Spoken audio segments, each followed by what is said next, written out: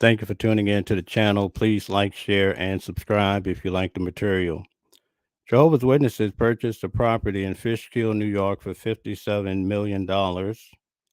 And recently, they had a town hall meeting discussing the enhancements of the property. In fact, they're trying to build a small city, and there will be another meeting held on June the 9th next month. So, being a former Bethelite, I thought it would be good for me to help the local community understand some things about the meeting.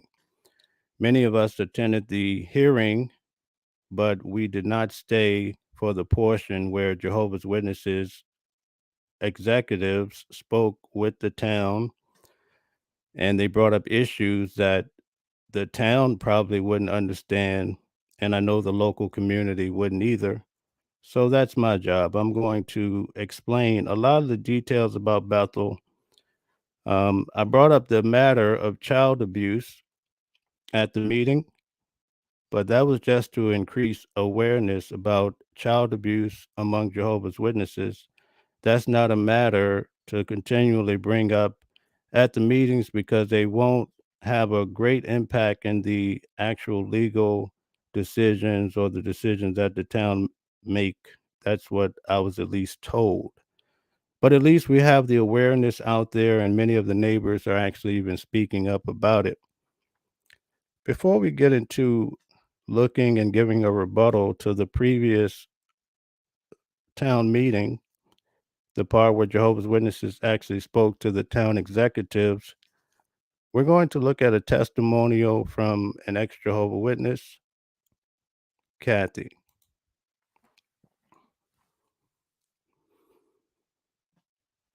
Hello, my name is Kathy Jefford, and I'm the author of a book as a former Jehovah's Witness called Where's Jimmy?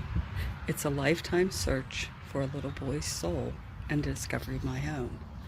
I was born in 1953 at a time when Jehovah's Witnesses were really being growing around the world, and a lot of new teachings and truths were coming out.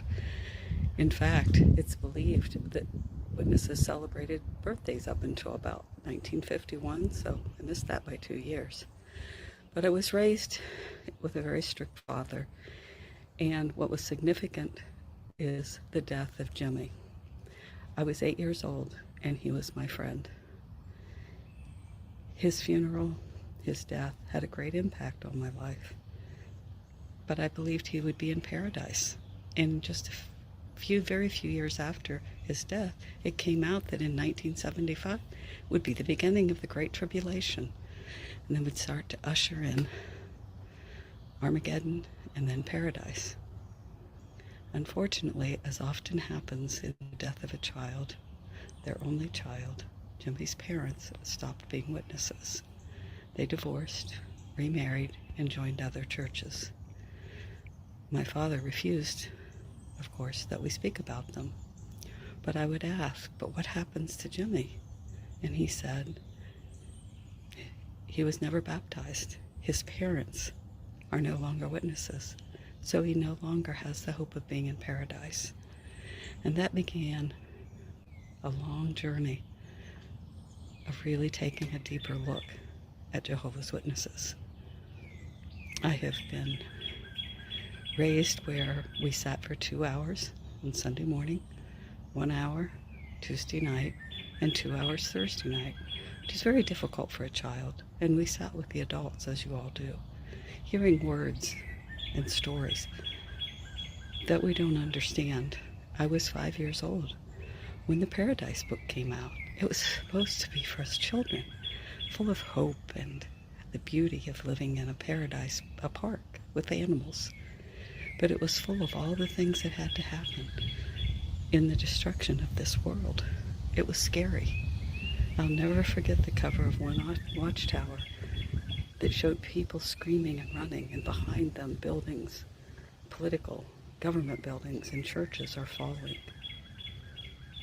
I had already asked my father when I started school and came home the first day, what about my teacher? All the kids in the classroom were so nice. He said, then you have to preach to them. That's a heavy burden to put on a child. I wrote the book forced to think about children. I do tell you about the routes my life took. It took many avenues. I was disfellowshipped, was reinstated, and even then, though, it was never the same. That wasn't to be trusted. It was more about being an apostate because I asked too many questions and expressed too many doubts. I cover those issues. I talk about suicide. I talk about many subjects that are deep, but there's also some lighter things into my story. I do get deprogrammed, and it was so long ago, 40 years almost, that we didn't have cell phones or internet. We didn't know of cult uh, therapists. Just stumbled upon finally a psychologist who listened to my story, and she said, "You need deprogrammed." And we began to talk. It is my story, and it's written to give hope, to give words to what many of us have dealt with and feel, and that's the purpose. It's available on Amazon in a hard copy, and there is also an ebook. And for those on Amazon Unlimited, it should be free. I look forward to speaking with you in more depth in the future, and send my love to you all. So here's her book, Where's Jimmy? We want to thank you, Kathy, for being so brave to step up and to speak out about Jehovah's Witnesses. We know that Jehovah's Witnesses affect people for the rest of their lives. They have many afraid to speak out about their experience. What's to note about her statement is that we have a witness in her that Jehovah's Witnesses was preaching the end of the world in 1975. That's a true fact. That's something that happened. Now let's get into the meeting. We're going to start off with the hearing part. And as some of the people in the community bring up issues, I've created some videos to help you see what they were talking about. Go buy the book, Where's Jimmy? Suggestion from myself that this project with over 250 parking spaces is excessive to a Brockway and Holly. So this is the lady in the community. She's going to tell you about the road that leads to the property that Jehovah's Witnesses have purchased and are seeking to expand. Notice how she gives an experience about her sister having an accident on the road. So they're looking to put 250 parking spaces in this new little city that they're building on a road that's already narrow and already cramped. Notice her experience, and this is what she stated in the hearing.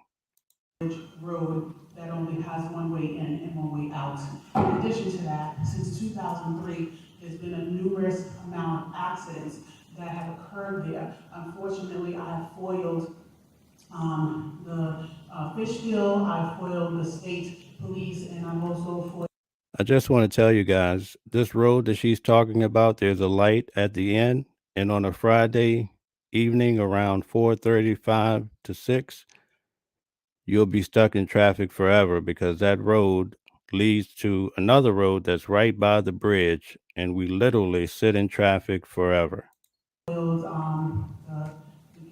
state and the county. I am awaiting all of the police reports that coincide with the accidents that have occurred there. My sister is one of those individuals who was going up the hill and another vehicle struck her and she kind of rolled down into the mountain.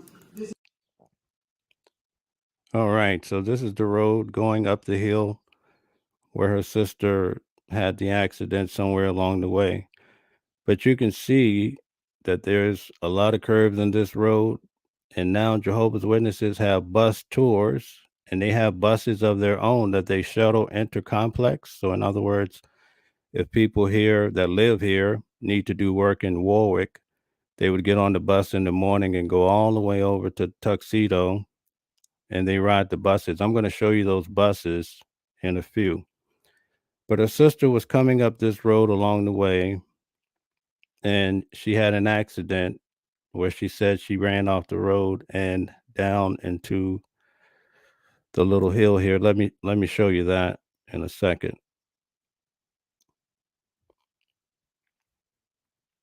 Already a narrow road. And you see a car, imagine your car going down in there. That's what allegedly happened to her sister. Just imagine that. So she has a concern that everyone should pay attention to.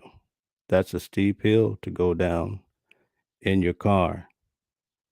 As you can see, the sidewalk, people are walking there all the time and also riding bikes.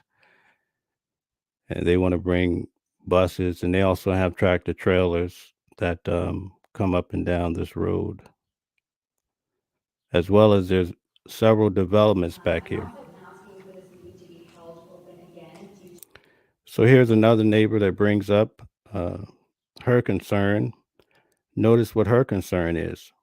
And with her concern, you're going to see how Jehovah's Witnesses act when it comes to the local community, but also how they manipulate when it comes to putting down a simple sign to notify the neighbors. When these events happen at the town hall, if you're the one that's petitioning for that permit, you're supposed to put up signs everywhere, or I shouldn't say everywhere, but you should put up enough signage so the neighbors, if they have an issue with what you want to build, they would have a right to come and protest, or a softer word, give their statement of why they object to what you're doing.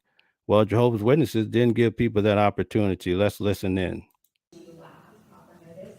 You may recall that I asked for that same thing at last month's meeting, and I provided 3 specific areas where signs should be placed. I would like to thank the planning board for holding the meeting open. So, just in case you're having trouble hearing her, she said she attended the previous meeting and she told them 3 places she wanted the Jehovah's Witnesses, the new neighbors in town, to put up signage so everyone could see. Let's see how far she got with that. And making that vote, but I have to tell you how incredibly disappointed and really shocked I was that the board took none of the suggested notifications. I had clearly provided 3 specific spots, so essentially the meeting was held open for a lack of proper notice, but then absolutely nothing was done to rectify the lack of proper notice. The board. So she's shocked that nothing was done. Well, if you're a previous Jehovah's Witness, you know why this is occurring. And when you discussed looking at possibly placing another sign, but there was struggle with where the sign could possibly be placed.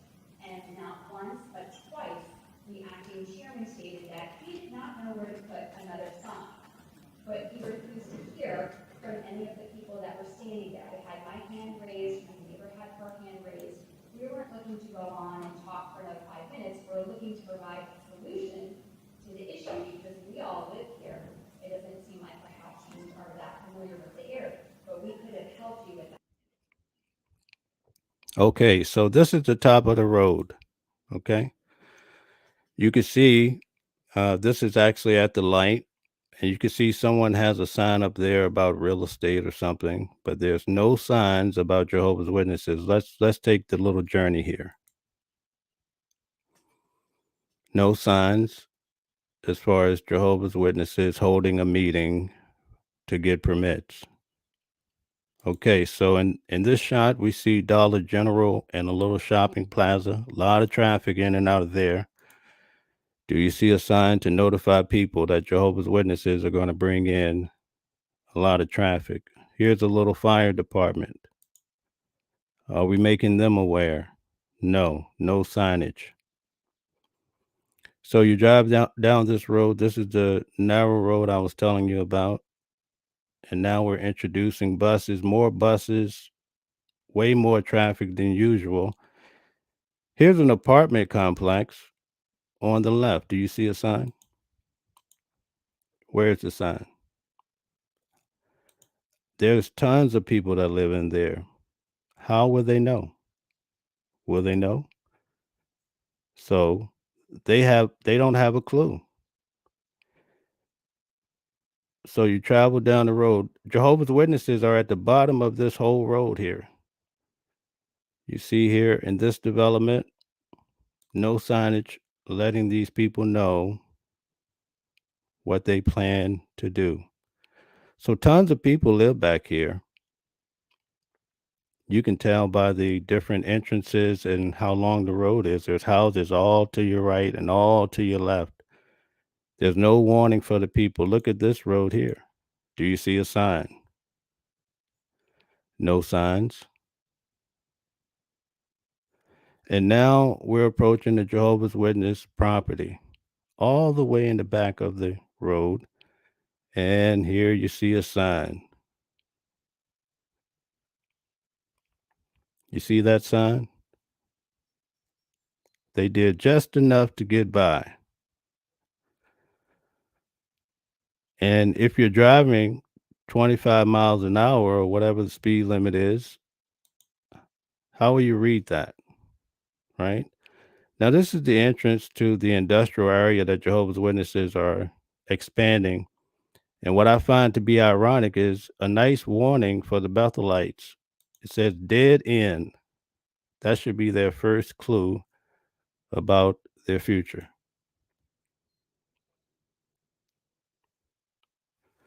So as you drive back here, I did a video on this previously, but we'll go back through it. This is where they already purchased this property to the right. They're doing some construction already, but you see that big field? That's where they're building the basketball, the soccer, the tennis. I provided all of the drawings for you guys to see. But essentially, when you drive back here, maybe 5 years from now, it's going to be a little city.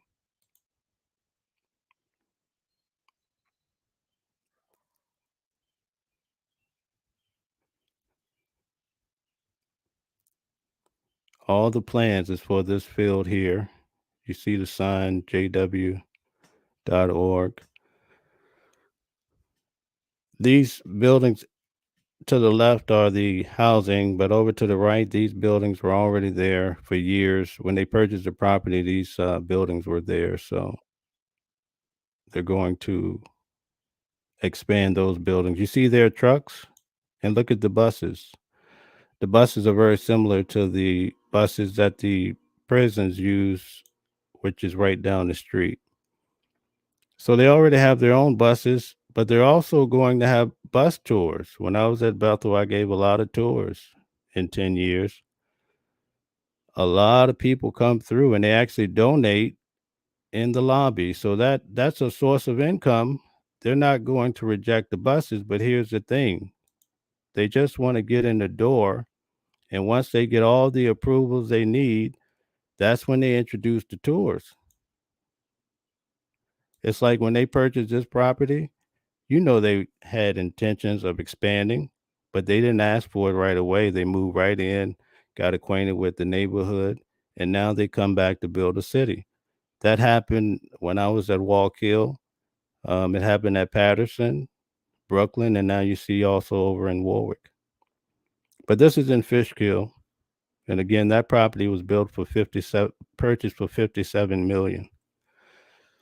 The people that used to live over in those, it used to be a luxury apartment center, and Jehovah's Witnesses purchased the property. All those people were gave a short notice and they had to move.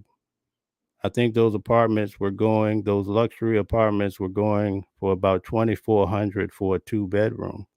And most of those people were retired.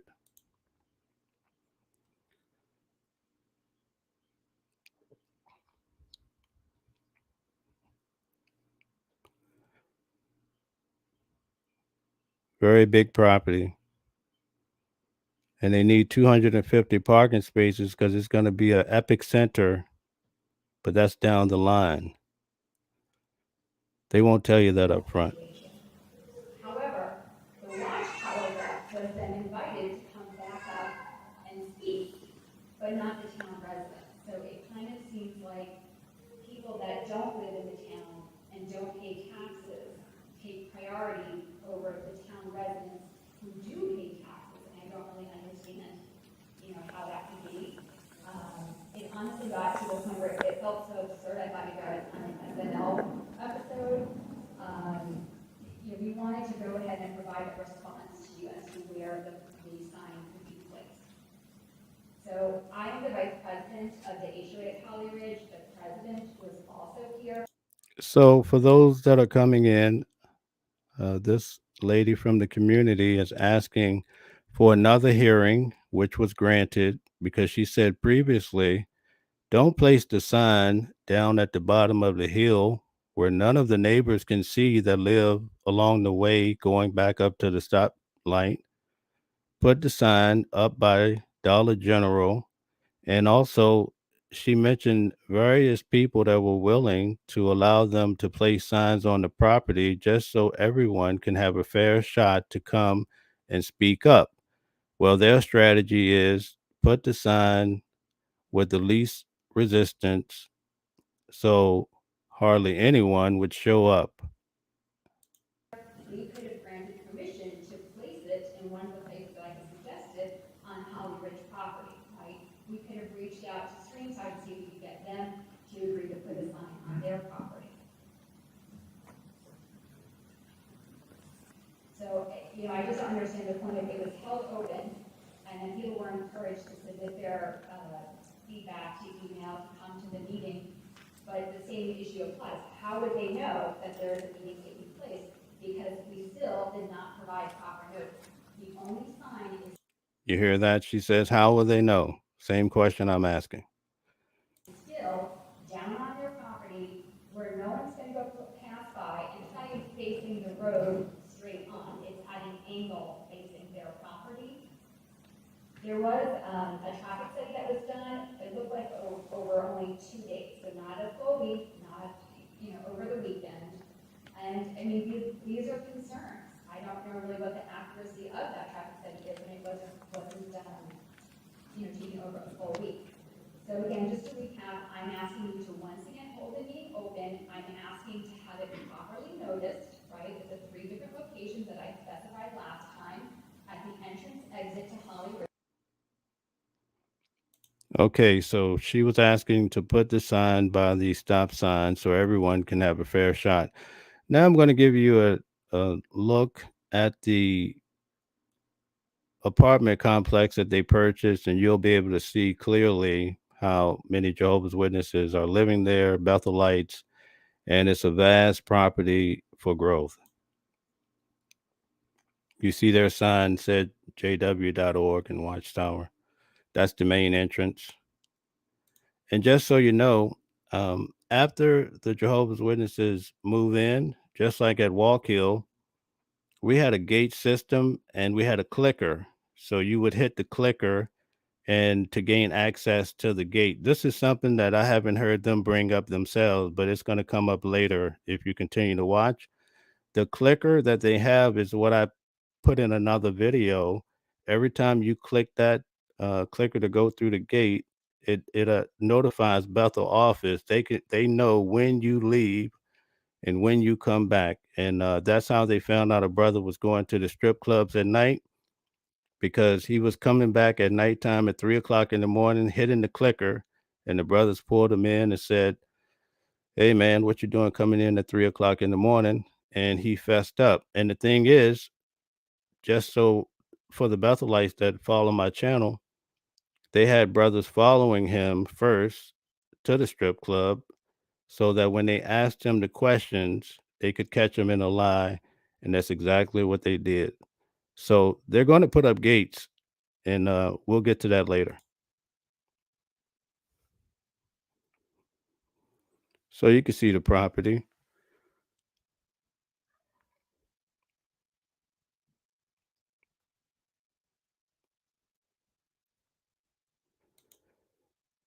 At Walk Hill, they had three man rooms with 200 square feet and a community bathroom, and there were three brothers per room.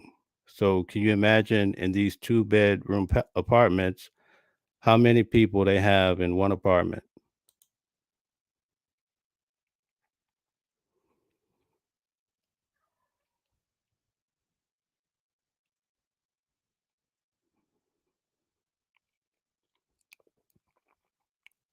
Very big property, beautiful property. You can see people have their grills and they're just living their lives. Last time in the video, similar to this one that I presented, I showed you the shuttles. All Mercedes Benz is a shuttle. So they ask you to live a simple life, but they don't keep it that simple. So these are tons of units.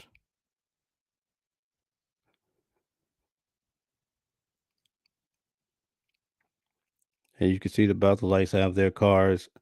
For the Bethel Lights, they have to purchase their gas. They primarily purchase their gas from Bethel. So imagine the profit that they gain from selling gas.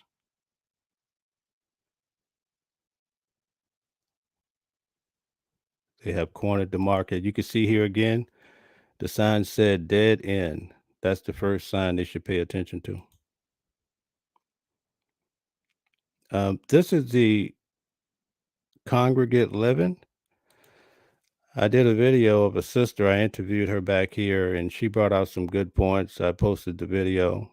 But this is where people, as she told me, which I didn't know, the older friends from around the world come here to live. So anybody in full-time service, you could have served in Germany or been at the Bethel branch, wherever, and you could end up here in your older age.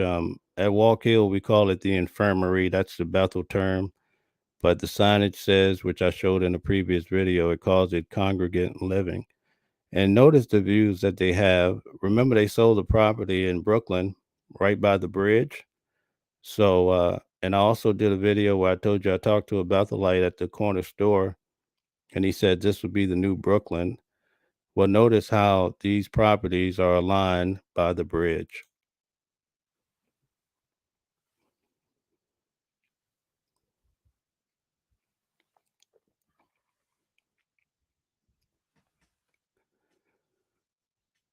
Right by the bridge. Beautiful views. Please like the video so we could raise awareness, and subscribe if you haven't. So here's the official We have the town Fishkill meeting. Support Center of Jehovah's Witnesses coming back for project review. I will recuse myself again from any discussion on this matter. If you notice, the chairman, I believe, he recused himself because he actually lives in the local community. This is the Bethel brother here at the podium. Let's see what he has to say.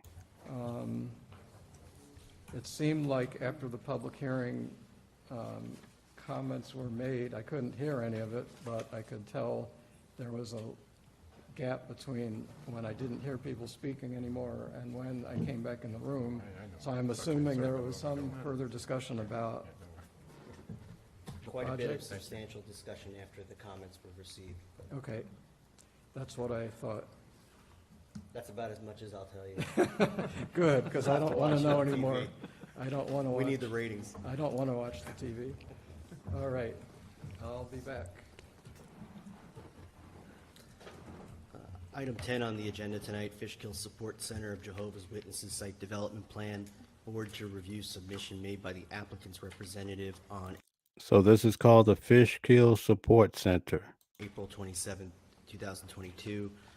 Before I turn it over to you, we are running short on time tonight. I want to make sure that we're very thorough. We are going to spend some time here, but I'd like to ask you to first update the board on what has changed in the most recent site plan.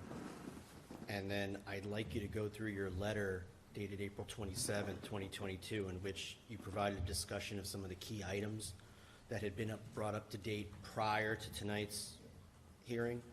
And I'd like the applicant to go item by item on those. So I know you mentioned some of the concerns and potential mitigation measures. I think it's very important that we discuss those items and whether they are to the satisfaction of this board or whether additional measures could be provided. So I'd like to take that step. And then I think what I would be looking for, and we could talk about some of the items that were brought up tonight. I think for the next meeting, we probably want a similar approach of taking some of the comments that were brought up tonight, the key topics, and we could talk about those and have you do the same approach for the next meeting. So I think that kind of just summarizes where I think we need to go for tonight's meeting. And so at this point, I'll turn it over to you to describe some of the changes that have been made to the site plan since our last meeting. Thank you. In the interest of time, we'll be as succinct as we can be. Our civil engineer will go through some of the particulars on the site plan adjustments. Yeah, I'll just briefly summarize. So the main changes that we made to the site plan since the last submission, we had received a previous comment. We were showing some excess fill based on the grading work, and we regraded the site such that there's no net export of soil. So we added a couple feet of fill to the sports fields. So what we're showing now is balanced grading, no export of soil. So you see they have a sports field, right? When we were growing up, you couldn't play sports in school, especially on meeting nights, right? So they have plenty of sports. And then not to really get in the weeds of the technical stormwater details, but there was 2 comments from the town engineer regarding stormwater. Now, as a former Bethelite, if you were playing basketball and let's say you got hurt and it was something dramatic, then guess where they send you?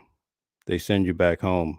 I knew guys that were sent back home after serving 5, 6 years because they got injured on the basketball court.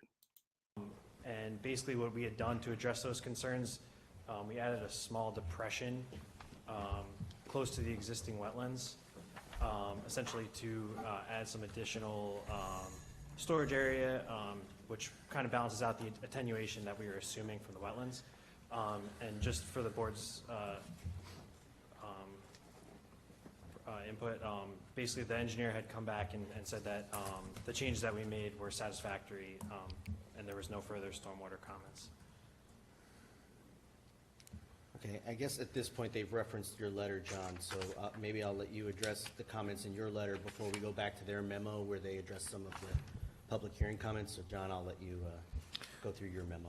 Yeah, he is correct. They have addressed the remainder of the stormwater comments that we had.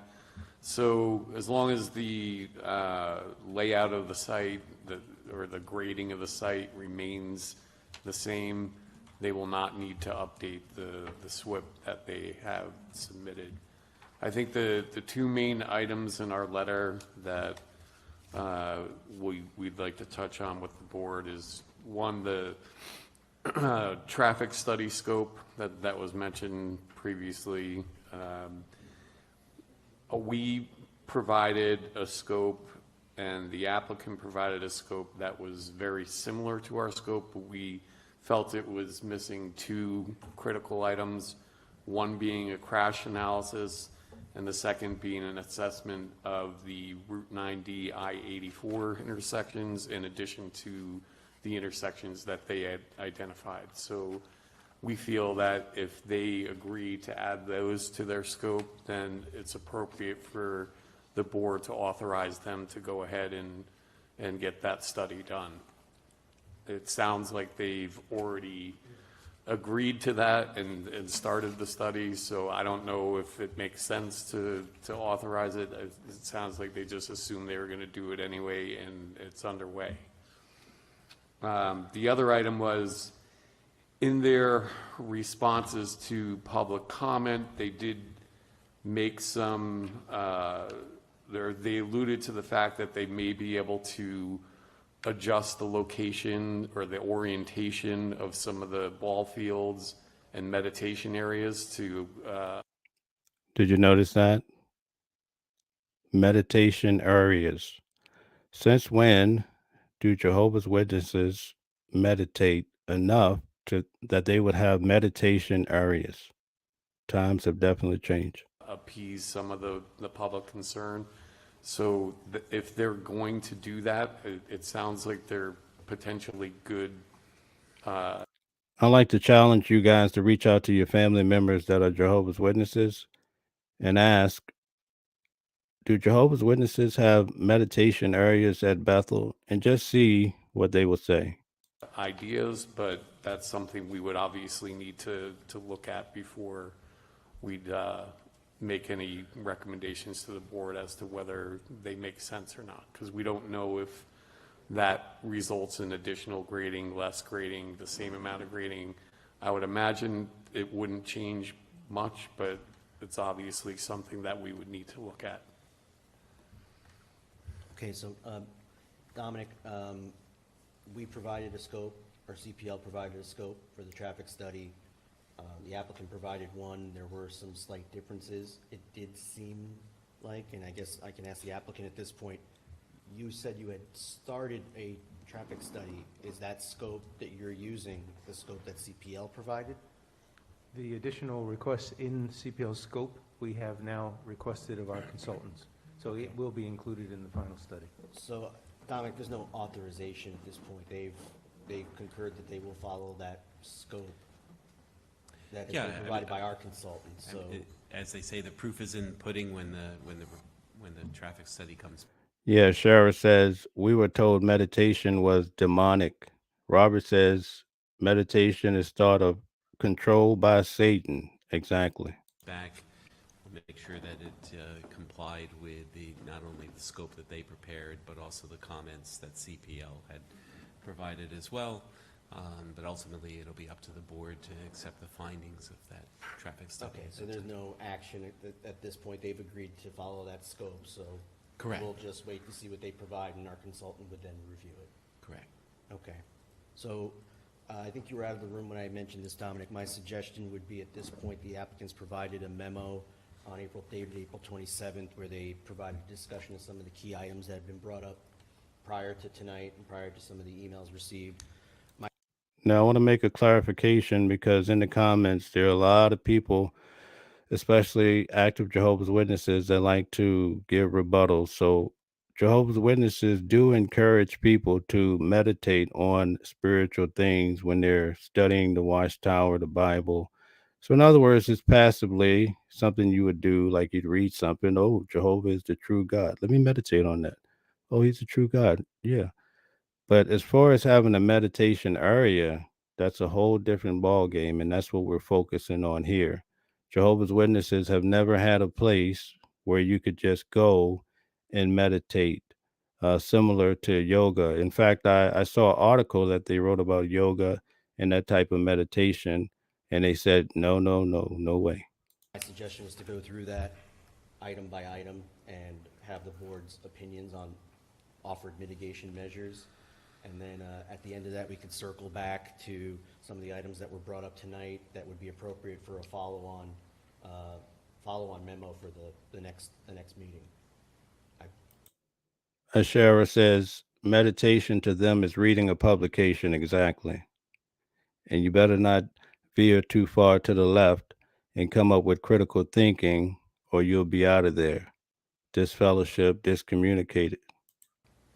I believe that would be the appropriate approach at this point. Would allow us to see what they've offered. We can offer some suggestions as they go topic by topic. That was. Yeah, I think it's good as far as it goes. I mean, the public hearing itself is still open, so this is like if you will, would be kind of an interim step because there may be additional public comment regarding traffic or any of the other items that the public's entitled to speak on.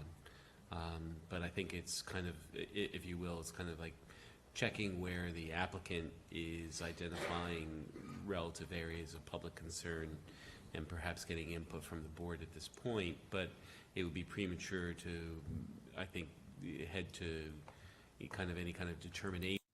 James make a very good point. He says, meditate me, beep. It's all to bamboozle the board. Exactly. I think what he's trying to say is they use the word meditation because it's a soft word that introduces a different type of area that if they stated that area, it would probably create a lot of questions. So good point, James. On any one of these issues because the public hearing is still open. Sure, and I think it would just be appropriate for them to go through. They've gone topic by topic here. I think they have about a dozen topics here. Go through each one. They've offered some potential mitigation measures. I think it'd be appropriate for them to discuss it and have our board decide whether they believe any other additional mitigation measures may be appropriate. So if you may, if you can go through the memo that you do have. I think traffic was the first item. Yes, it was. And we believe that in good faith, we've started that study. We will include the comments that were requested in addition to what we had in our scope, and we'll see what the findings produce. I think it's wise to, in the interest of the neighbors, is to extend that as it's been requested to extend and look at the crash studies as well. So he's interested in the neighbors, right? In the interest of the neighbors, but he won't put up a sign to let the neighbors know. Amazing. We'll go on to lighting. Actually, before we do that, you briefly mentioned parking in that. And for those that are coming in, to put a sign at the end of the road so that everyone that lives down the road will have an opportunity to come to the meeting and state their claim. Portion of the Oh, memo. yes. Yes, And thank you. There's been some substantial comment about the number of spaces. Is there an opportunity to additionally remove some spaces? I mean, we're down to 247. Is the applicant willing to consider a further reduction? Because from my understanding from previous responses, there was a statement that, most of the people using the site would be from the, surrounding immediate areas. So I'd like to know from the applicant their feelings on additional reductions in parking to support your statement that the local residents are. So for those that have come in recently, Jehovah's Witnesses are requesting in the expansion of this little compound that they're building, the Bethel property, they're asking for an additional 250 parking spaces to build that, and they're asking for a permit. And so the neighbors are saying, well, do you really need 250 parking spaces? Local, area residents would be using that site. Well, thank you for that. First of all, the applicant has made the measures to meet the zoning code. That was our intent all along, to meet what the town requires. We have looked at the possibility of reducing. We have reduced some in our previous endeavors because it was even higher.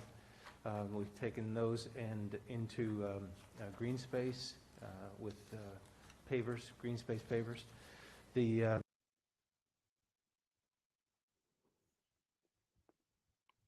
additional spaces reduction, we'd like to get a recommendation from the board.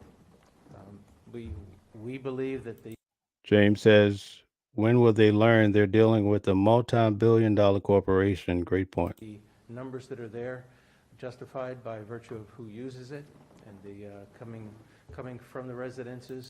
As Shara says, maybe it's a landing strip for Ezekiel wheels coming down from the heavens to pick up the governing body after their horses up.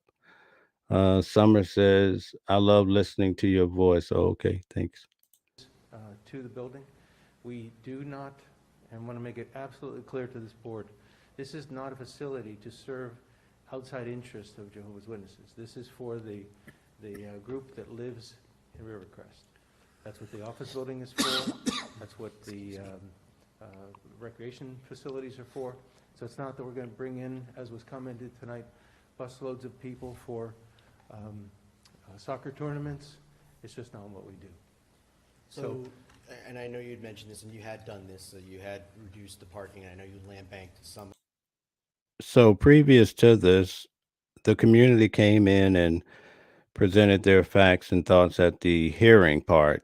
And in the hearing part, they brought up the fact that, oh, are there buses of people coming in? Why do they need 250 parking spaces? Are they going to be having big tournaments and things like that? So this is what he's referring to. He's saying that, no, this is just for the Bethelites that live there. They're going to use the donated funds, right? The donated funds to build sporting centers so that the Bethelites have something to do when they're not working. So that's what he's saying. Already. Right. I guess my question to the applicant would be, how many spaces would be needed to? And I just want to say, as being a former Bethelite, in his favor at Bethel, usually you have teams per department. So let's say the cleaning department has a basketball team and they'll play against the factory department. And during my days, you would get up at 5 o'clock in the morning, go shoot basketball. So you would have your team and it would play against a different department. You would shower and then go to morning worship at 7 o'clock. Carry out the operations that are anti. World. It was scary. You would also have basketball teams that would play during the lunchtime as well. Let's find that point again. Gone topic by topic here. I think they have about a dozen topics here. To go through each one, they've offered some potential mitigation measures. Unless they're going to disclose at this point that they intend to change it at some point in the future. They have to base their study based on their statement of use. Yeah. Mr. Chairman, if I could comment on that as well. This evening, some questions were raised about a video facility, AV facility, or printing facilities. None of that is intended for this site anywhere that we know in the future. We are developing another AV site somewhere else. We have a printing facility in Wallkill. This is for the benefit of this family that lives there, that large group that lives there. It's to provide them the office space they need, medical as is shown on the drawings. So that is for that use and that use only. Now, can we guarantee what happens 20 years from now? I can't. But I can tell you that the intended use is as we've described it. And also, as one of the members of the public raised, I mean, if it is intended for the local Rivercrest people, do you really need 250 parking lots? I mean, can you reduce it substantially? I mean, We certainly will take that under Okay, advisement and come Yeah. back to you with some. that was one of the questions the public Yeah. raised. Yeah. Yeah, if I could just make a suggestion, I believe early on in the process, you provided some kind of justification for the number of spots that you were proposing. I think it would be helpful if you put some kind of parking analysis table on the plan itself that pretty much, spells out why you have the number of spots you have, where they're going to be, who's going to be using them, peak events, that kind of thing. That's done. So the big question here is, if you notice when I showed you the video previously, in the part that they live, the apartment section, there's plenty of parking for each unit. Where they're building the industrial area and the sports section is just a walk away from where they live. So why would you need an additional 250 parking spaces if the people that live there are going to be the people that are utilizing those areas? They're not driving their cars to work. When I was at Bethel, we never used our cars to get to work. You would use a intercomplex shuttle. So if you had to go out to a different third farm, second farm, someplace like that, you would catch a shuttle just like you guys catch a Uber or so, and the shuttle would come and get you and take you to the area. So if they need an additional 250 parking spaces, it can't be for the people that live there. It's just a rock throw to get to these buildings. So there has to be a different plan, a future plan, or maybe they're looking down the line for expansion, or they really need 150 parking spaces. So they go to the town, as the wise one would do, probably, as the Bible says, right? They'd ask for more. And then when it gets reduced, because think about it, they go to all of these towns. They've been to Tuxedo, Ramapo, all of these towns. They know the drill. So they say, hey, let's ask for 250. We need 150. If they ask us to reduce, we still win. Often in many municipalities, and I think that would help not only the board, but the public if that were made part of the actual plan set. Appreciate the suggestion. Yeah. And on that particular point, the code does provide that a parking area can be reduced by 50% if it's acceptable to the applicant and to the board.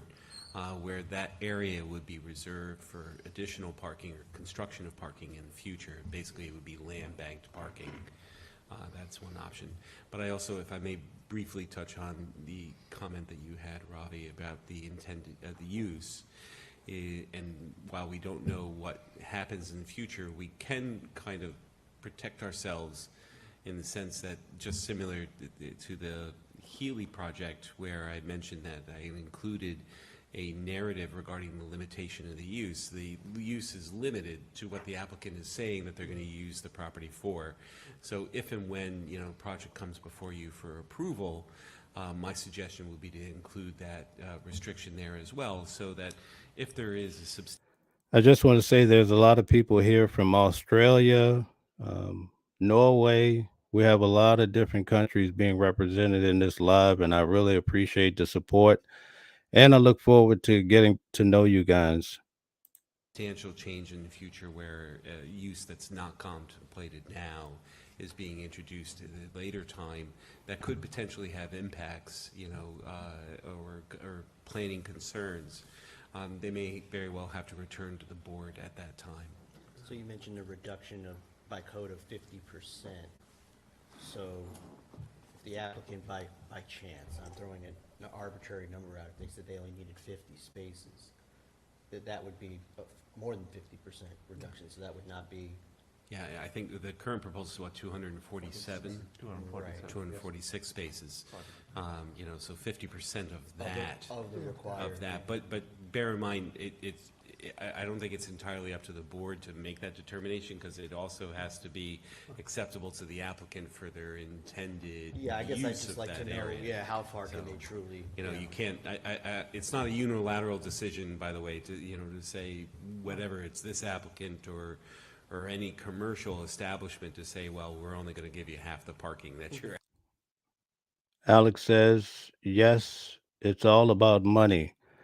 Ashera says, yes, we enjoy your program's voice and your handsome. Okay, thank you. asking for. Yeah, thank you. But it is an option that the code allows to make that reduction if it is agreeable to the applicant and makes sense for the board. Okay. Yeah, we'd like to see what could potentially be done.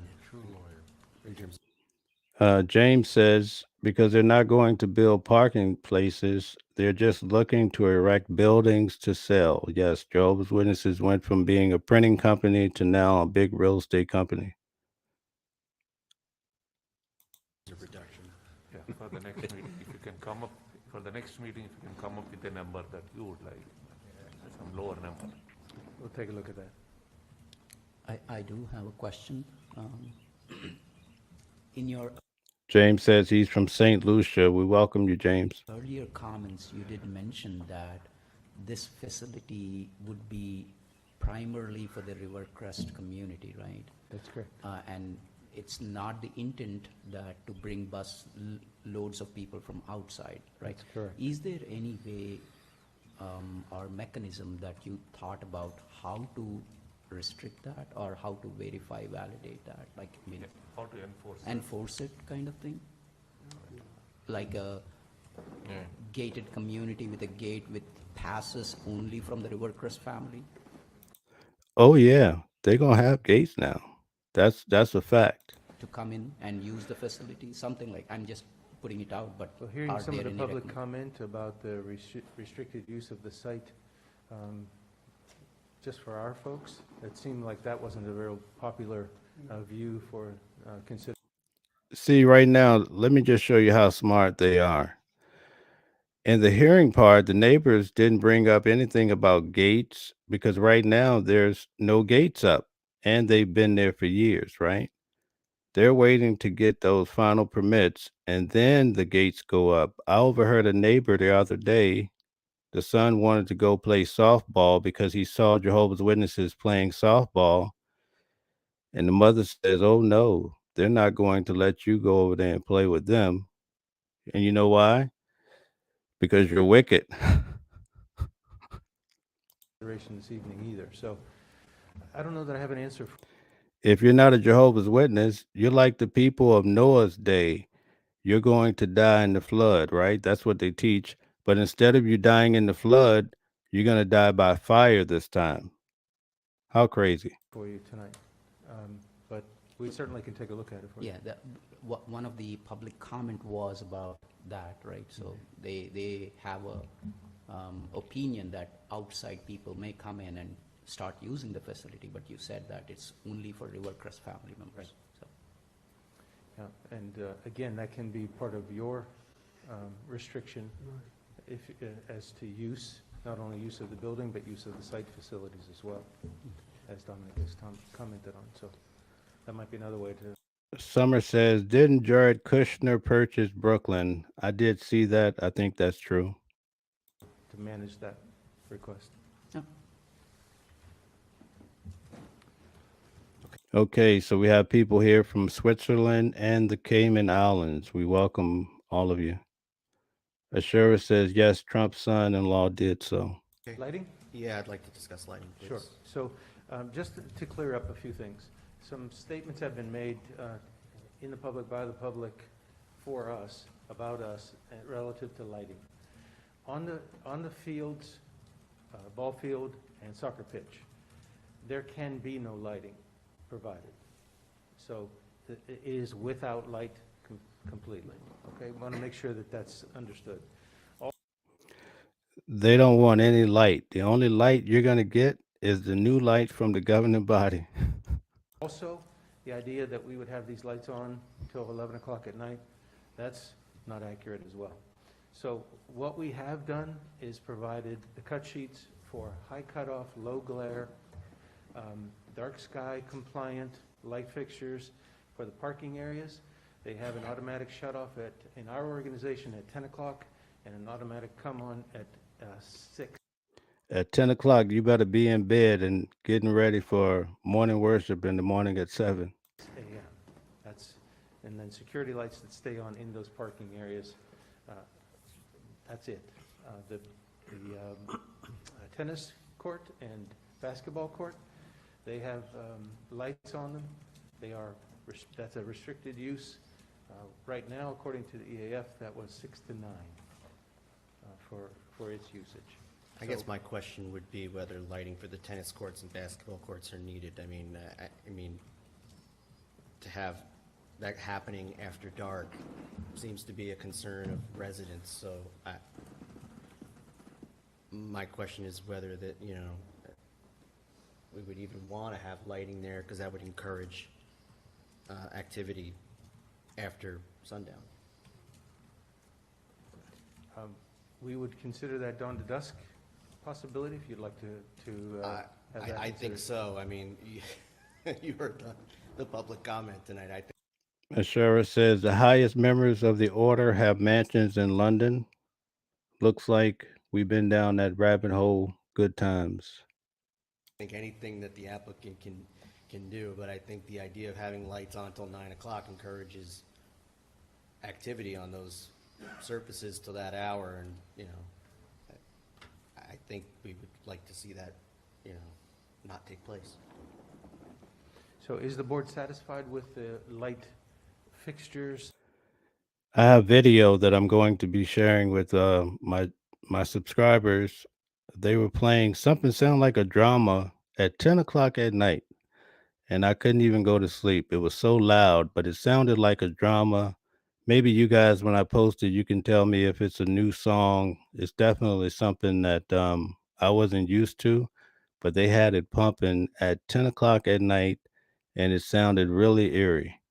The comments about lighting that was requested previously?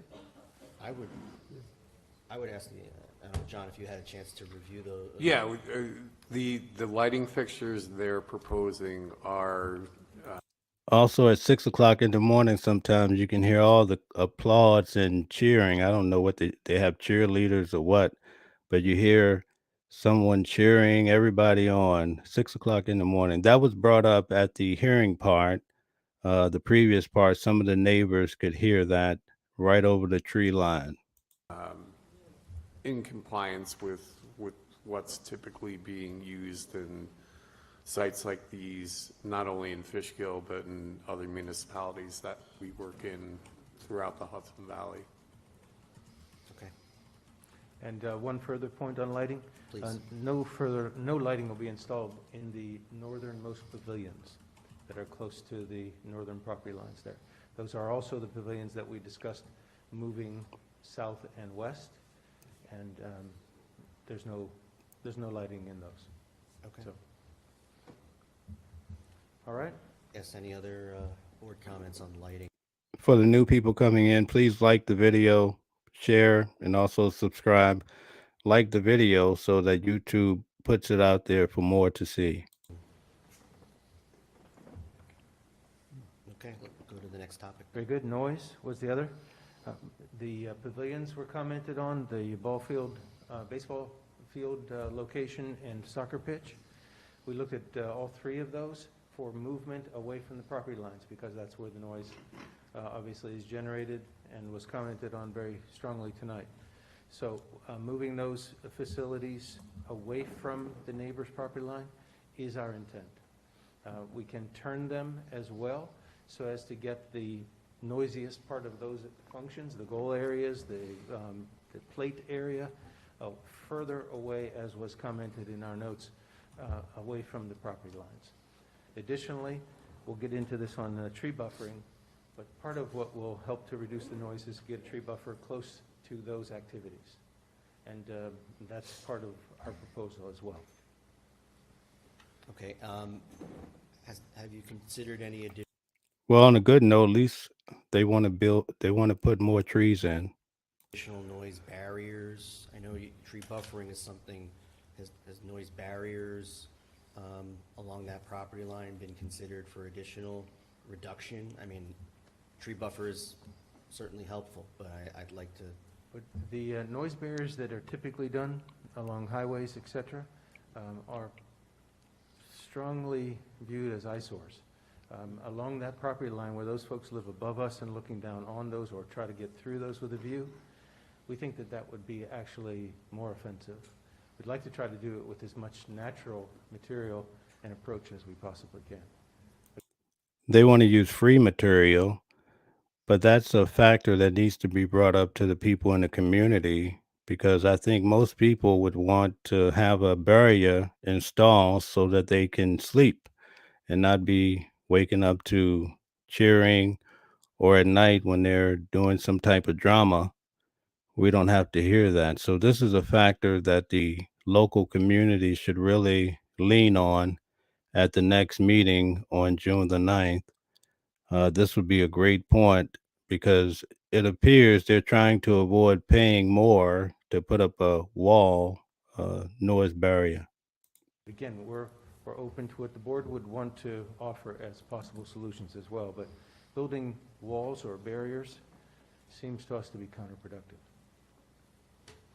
And then there was If you're building your own city that the local neighbors can't dare enter the property, in fact, if the Jehovah's Witnesses are making loud noise, like what I witnessed at 10 o'clock at night, you can't even go over and knock and say, hey, can you please turn down the music? Number one, you can't get past the gate. Number two, you wouldn't know which building to knock on. So this is a contradiction. another bullet here about hours of use for the fields. James says, I told you it's just a play to get buildings to sell. Ashura says, installing trees allows them to get a higher SEG score for the UN Greenpeace 2030 Accord. Wow, you're very sophisticated. Great work. I didn't see any hours offered, but based on some of the comments received tonight, I 10 a.m. to 6 p.m. So the guy from the town, he's offering them to operate right from 10 until 6. But as I already told you, Jehovah's Witnesses get started at 7, and they start the sports at most of the complexes at 5 o'clock in the morning. So notice how the brother responds when the councilman tries to focus in on them operating from 10 till 6. Watch this. 9 a.m. I mean, the later in the morning, the better. I think there were some concerns about This is a point that the local community should really lean on because this is something that this is a soft or a sore spot for them. residents hearing activity as early as 6 a.m. Um, I don't, I wouldn't want that. I don't think anybody wants that. So I'd like the applicant to suggest a time. I've thrown out a few. I think 10 a.m. would be great. 10 a.m. to 6 p.m. would be great. What are the Bethelites going to do after morning worship at about 7:35 to 10 a.m. in the morning? Pray or go to the meditation areas? I doubt it. They want to get started much earlier, watch. Would be a good start. I just think 6 a.m. is, what's happening now is not, it wouldn't be acceptable to me. So the comment earlier about a dawn to dusk kind of usage, how does the board feel about that? Well, he just told you how he felt about it. Dawn is 6, I think 6 a.m. is too early. far too early. Okay. Yeah. Even on a weekday, I try to sleep till 7, so. Not successful, but I try. But I wouldn't be happy with that if it were me living there. So I'd like to see, So again, this is a point that the local community should focus on: the tree line, the barrier wall, and also the time factor. at least, I'll give you the opportunity, the applicant, the opportunity to make a suggestion, but 6 a.m. is, Very good. We'll come back to you with a yeah, suggestion. please. Yeah, I would prefer something after 8, so 8 a.m. So. All these folks who live in that community work in that community, so there'll be no time before work to use those facilities, which is currently what some of them do. So we'll have to look at the balance that we can bring to you, some balanced solution to that. Did you hear what he said? He said they're currently doing it. They're playing early in the morning. That's why we hear people cheering at 6 a.m. But now he's changing it up a bit and saying that, oh, they won't have time to play games because they're going to be working. I think we're at the point where make a suggestion and we could talk about it, but I mean, there's no. The sheriff says, play of words with these attorneys, exactly. And Chrissy says, hey, Chrissy, they're delusional old geezers. Hours at this point. I'm just throwing out some Sure. hours and bringing up a comment. So Yeah, we appreciate that. I don't think we have to go too deep on that, but it's certainly an item Yeah. for me. Alex says, not according to what Stephen Letts said. Exactly. And then I think the next, before I do that, any other thoughts on that item?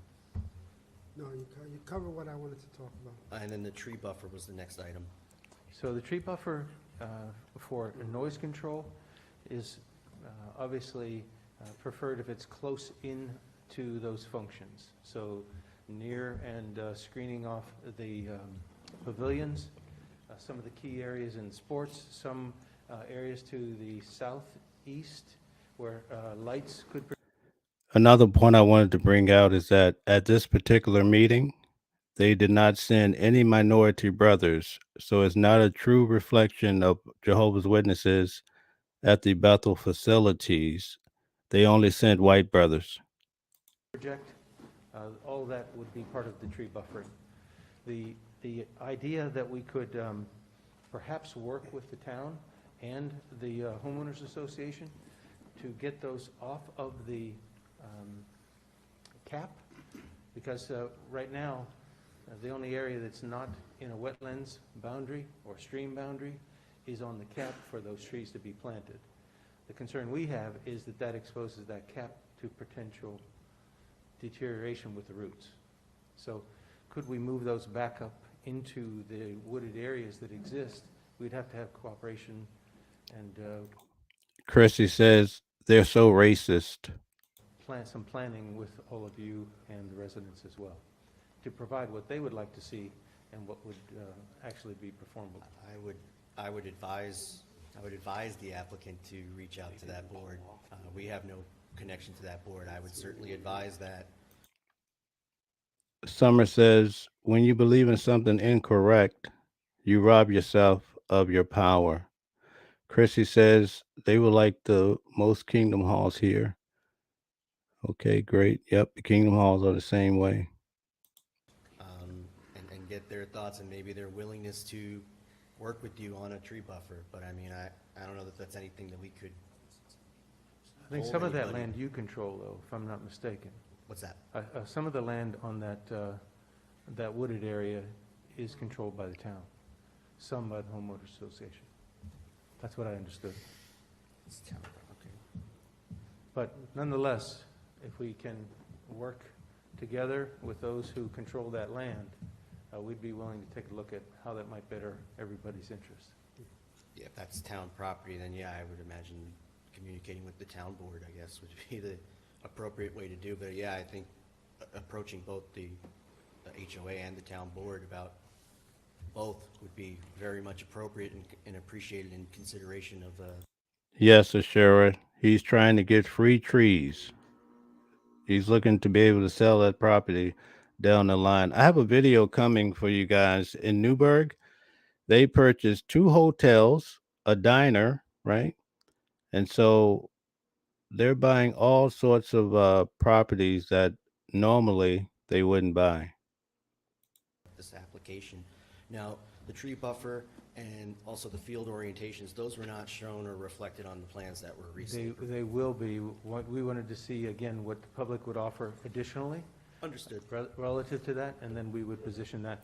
So he wanted to see what the public thought, but it didn't bother him what the public thought about placing signs in places that were fair to the neighbors. And it would also take some adjustment in our site plan, especially if we did something with grading to provide berms at certain Roddy says, didn't this project start 3 or 4 years ago? Yes, actually much, I think it was longer than that. spots for the trees to be planted on, things like that. Understood. Any other thoughts on that topic? We'll move on to I know that they were in before 2015, that's for sure. I forget the exact time. zoning. On the zoning, the indications are Chrissy says Watchtower is a real estate corporation. Yes. that we're within the, as of right, for zoning. We're trying to do everything we can to be good neighbors and comply as best we can with some of the concerns and interests that are justifiable by our neighbors. So we hope you see. So the Jehovah's Witnesses are like State Farm. They want to be good neighbors, right? In us, a willingness to try to do things that would mitigate some of the concerns that have been raised. We do want to provide accurate information regarding some things. Some statements have been made that really. And they want to be accurate. So I can't wait to hear what these meditation areas are about. Aren't where we are with this whole thing. The buses and competition on the fields. None of that is accurate. The lighting on the fields and all that takes place associated with that, none of that is accurate, and we've tied all that down with you tonight. Any other thoughts or questions regarding the zoning from the board? All right, well, environmental is the next topic you had. We have people here from the local community. I just want to thank you guys for attending this live as well. We appreciate your presence, and I hope the information is beneficial for you. There's been some comments about the degradation of wetlands. Would like to again emphasize very clearly that all wetland boundaries have been remapped by us this spring, and all of those have been maintained. None of those will be violated by what we do. The cap is a very important piece of this, the environmental cap that's there, the 2-foot cap. We're very sensitive to that. We've had good management of that, even to the point where DEC now has allowed us to extend some of the monitoring from 1 year to 3 years. But we're very serious about doing what's in the best interest environmentally on that side. So they're looking to do what's best for the environment and also for the neighbors. Amazing. We have Natalie, who has recently joined the Watching the World team aboard.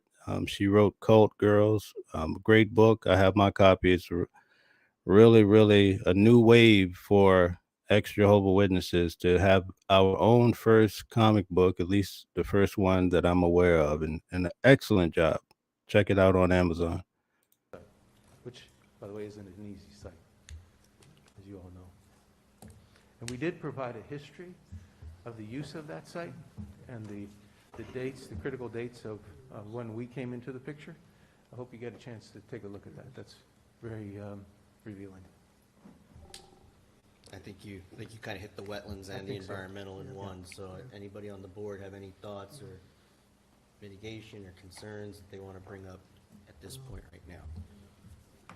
Okay, so I appreciate you going through the memo. I know I'm going to highlight a few items that were brought up tonight. It's not meant to be all inclusive, but certainly items that, and some of these I think you may have mentioned that you were going to address. Accident records was something that came up. Question about pedestrian access to the Hudson River. Chrissy says she loves supporting this community, and we love having you. Access through the site. I know that was something that had come up. Question regarding anticipated frequency of vehicles to the site, which I think would be part of the traffic The sheriff says people will submit meditation hours instead of field service hours. study. You've already touched on it, but if you can, in the memo, elaborate on the uses of the facilities, again, so that we can have a clear discussion of that and have that in a record. Mr. Brozier, could I address one thing that I may have not said to you, to the board? The truck traffic that's there, nothing is going to change with that. We don't bring semis to that site on a regular basis. These are straight bodies and box trucks that go to Rivercrest that would now come. I see the semi trucks that they drive down all the time. In fact, they have Kingdom Support Services on the side, so he's not being honest here. I also documented it because I figured that that would come up in this meeting, so he's not being honest. They drive the big trucks down here on a regular basis, and not only that, they also drive the buses. To that location. And a big question for the local community members that are here to ask, do you guys plan on having this as a tour center? Because as I told you, when the tour buses come in, they have contribution boxes in the lobby, and that's a money source for the organization. And I doubt that they will let that slip away. Could you provide some information at the next application of how frequent that is, that traffic Summer says, we appreciate you making videos. Hey, thank you. is? Because it is part of Jehovah's Witness, so it is. Sure. Roddy says maybe they will meditate while sitting next to their literature carts. Man, you guys are too funny tonight. It's just too much. Frequency of truck traffic to the site. Today, yes, what's currently occurring. Okay, very good. Mr. Chairman, can I ask a question? Sure. Okay, so I have a question. Yes. Because I keep hearing it come up. This council member is really sharp. She's going to ask a question. Pay close attention to her strategy. She's brilliant. You're saying the parking spaces are for the people who are in the complex there. That's correct. Are those individuals working somewhere else there, and that's why they need office space? Are they working out of their homes? As many have done during this pandemic, many are working out of their homes, and our intent is to get them out of their homes and into office space and provide some of the things that we haven't been able to provide there at that complex. So think about that, right? I showed you the apartment complex where they live, and then directly side is the industrial area that they're building all of the facilities to play sports. Why would you need to drive? So check this out. For instance, there's a small clubhouse there.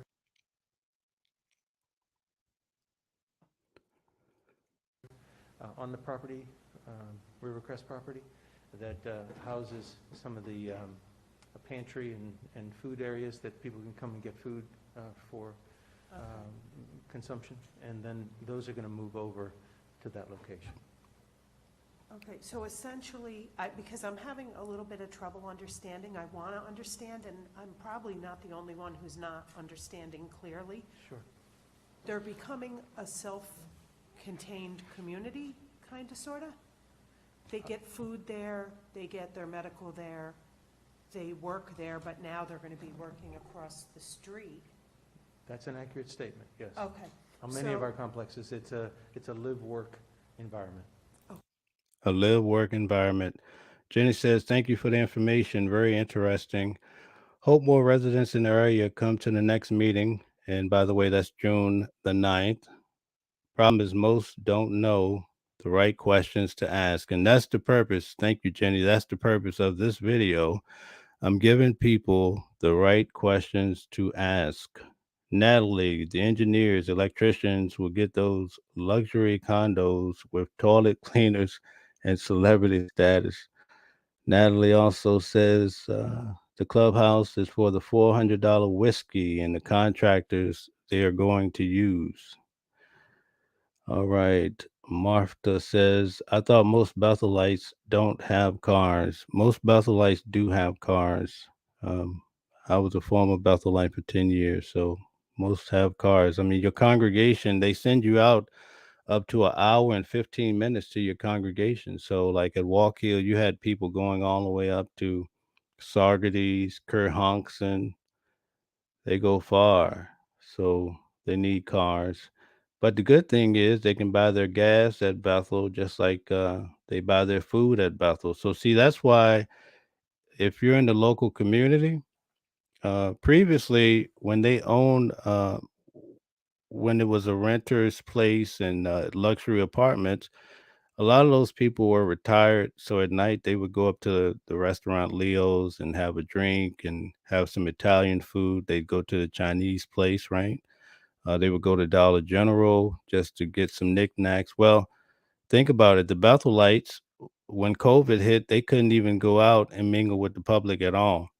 But even before that, those stores at the corner took a big hit because they lost all those people that were buying pizza and wings and things of that sort. Dollar General took a hit because Bethel has their own commissary. So at Bethel, while I was there, you could go and buy Hot Pockets, bologna. You could buy shoe polish. You could buy napkins. You could buy Newman's juice, apple juice. You could buy cheese. There's a host of things. You could buy Tylenol, and it would open up at 5 o'clock. And as I showed in another video, it's very similar to Walmart in the sense that they mark up the prices, which I know for a fact. And also is very similar to prison because in the prison system, they use that same word commissary. And they also have a lot of similarities with that institutionalized lifestyle. Okay, so how would you prevent somebody like, let's say me, I'm driving down the road and I want to continue, how would you prevent me from going on that property? So watch the mastery of this brother. And they probably send the same guys to all of these town hall meetings, and they know it well. Watch them. How would I be prevented from getting onto that property? She doesn't know that there's two angels standing at the front gate. Any public road, we can't enforce I'm any saying I'm blockage going to of that. drive down and I'm going to go right to where your park is because I just moved to the community and I see this beautiful park and I want to go there. Is there going to be a gate stopping? Remember I said the neighbor said he wanted to go play softball because, he see all these people playing softball, right? Watch his answer. Is there a turnaround to prevent me from going down there? So there's a cul-de-sac at the end of Industrial Way. I've been down there. Off that See, he's not answering the question, right? It's a very straightforward answer. Yeah, we're going to put up gates. Watch this. cul-de-sac, we would come with our two driveways as has been delineated.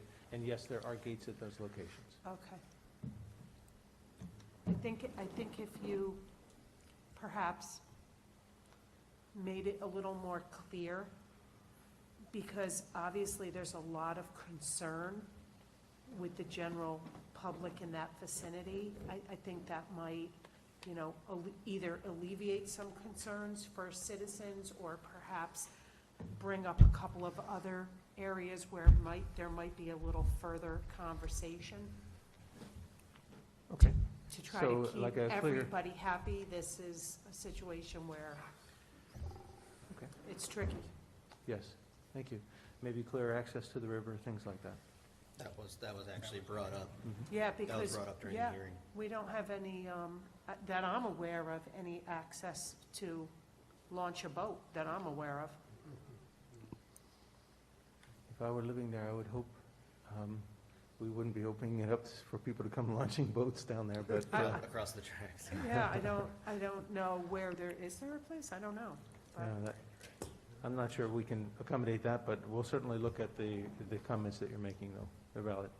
And I know public safety was one that was Yeah. a concern as well, so I'm not gonna, you know, there were plenty of other items, and, you know, I'd like to see, a follow-up memo, so we can Sure. talk about this further at the next meeting, and then also highlight some of the changes you've made as a result of our Natalie says, wait, that money went back to Bethel, the toiletries. It should be free. discussion tonight. I just think that's gonna be really important for us to get to a She also says they totally copied prisons. determination of significance here of what the mitigation steps are.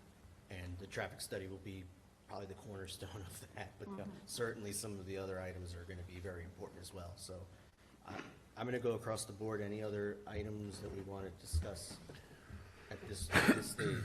I think there's no action that this board needs to take tonight. No, sir. I would suggest, maybe not this month, but it's Natalie said, word gamers. That's like Jeffrey Jackson, governing body, lying to the Australian Royal Commission that women are part of the judicial process to make victims feel more comfortable. There was a public talk by a CEO at my congregation back in the day that a boat will drive you off to destruction. We live next to the lake and it's hot where I live. They don't like boats. Yeah, he didn't like boats. at some point, we might want to do a site visit to We kind would of get welcome a that. feel for, you know, because So the councilman is saying, hey, we might want to do a site visit. You know, Jehovah's Witnesses do a lot of site visits. They come knock on your door at any given time. I'm pretty sure most of the people on this live have knocked on people's doors relentlessly to get your time each month. Now, notice how the Bethel brother responds to the councilman wanting to come and do a site visit. you know, public is talking about how close they are to certain areas, and it might be an idea to be able to see where everything's would going to be certainly welcome exactly. Be happy to work with you if you can do it with, pardon my ignorance, but sunshine laws, I don't know if that creates some challenge for the board So he brought up the sunshine laws. He's very clever. to come together.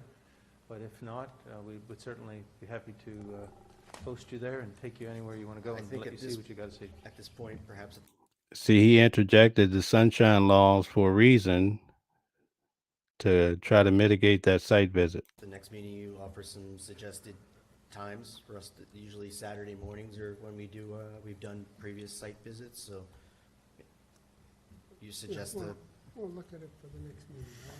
I think I would ask the applicant to provide some dates where that would be appropriate. To put them on the spot tonight would, No, I'm not but I asking think, for anything. you know, at the next meeting, to have them offer a date or two, preferably a Saturday morning. Did you notice he said, excuse my ignorance, as long as there's no conflict with the sunshine laws or whatever it is?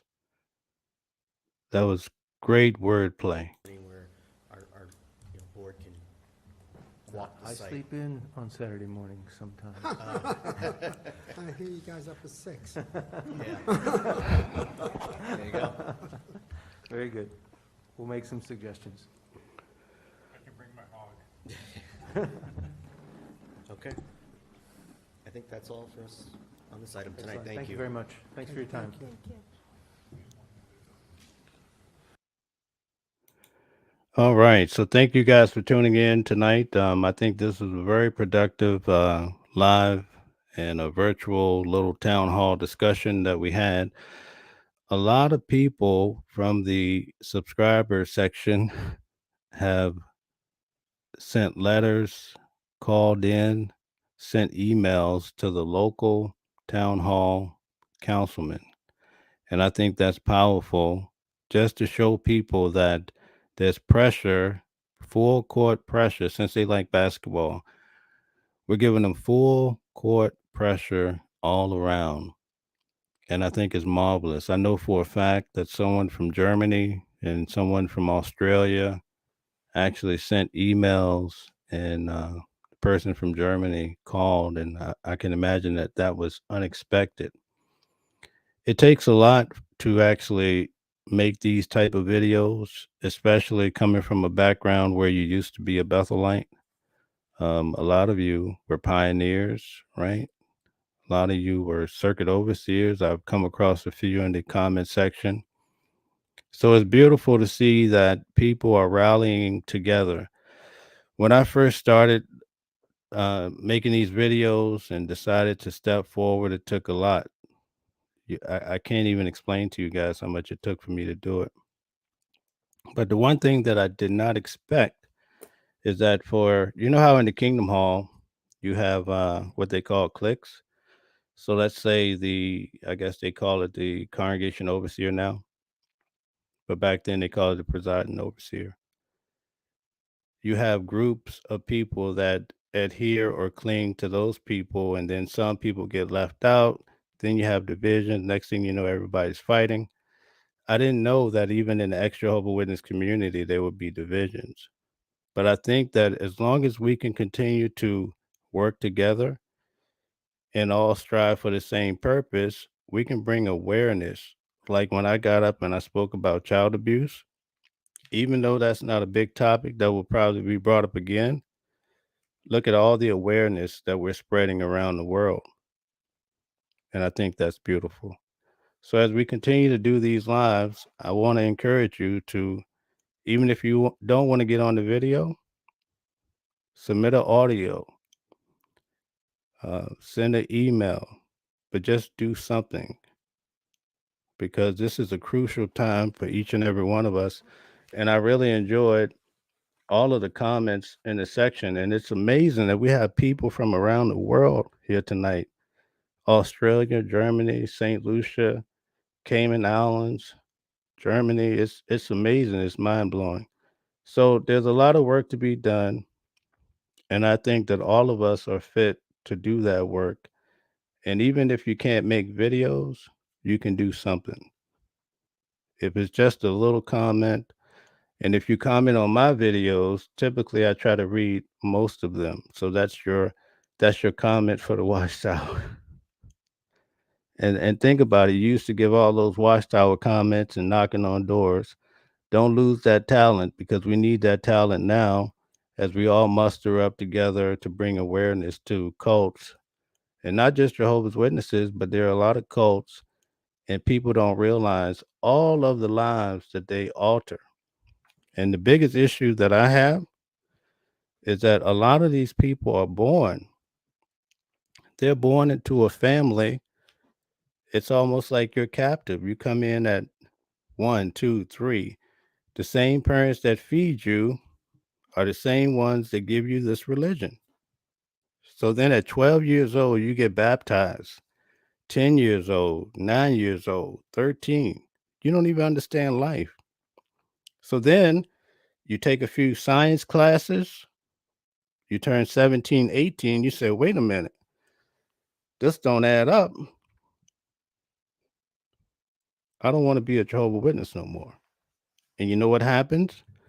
You get shunned and your parents kick you out the house. I've met so many Jehovah's Witnesses that their parents made them leave the house at 17, 16. Well, if you're not going to serve Jehovah, you're not going to stay in my house. And they just throw that child out. What if the child identifies as being gay? That's automatically, you're out of here as a Jehovah Witness, right? Discard the kid. Even if I remember back in Virginia, I saw this kid and I told my grandmother, I said, man, this little boy, 2.5 years old, I think he has feminine qualities and he grew up to be gay. They kicked him out. But I could see that as a little kid in the congregation. What happens with someone like that? Because he was born a Jehovah's Witness, look what happens. Whole life is ruined. I know parents that died from cancer and did not even call their child because the child was excommunicated. And so that's why I do videos on Norway and all these other countries that are now shutting Jehovah's Witnesses down because they say shunning is hate. And it's just a matter of time before all that happens in the United States. And you know why it's going to happen in the United States? It's because of you guys. It's not just one movement, it's not just one voice, it's the voices of all banding together. And we're also pointing out what's happening in other countries. And as we increase the awareness, Jehovah's Witnesses are going to either have to change or they're going to have to face the heat. So thank you guys for tuning in tonight. I don't want to go on a rant, but I appreciate you tuning in, and I hope to see you on the next live, the next video. But I don't care what you do, just keep doing something, and we can do this together. Thanks for tuning in to the channel. Please like, share, and subscribe on your way out. I'll talk to you soon.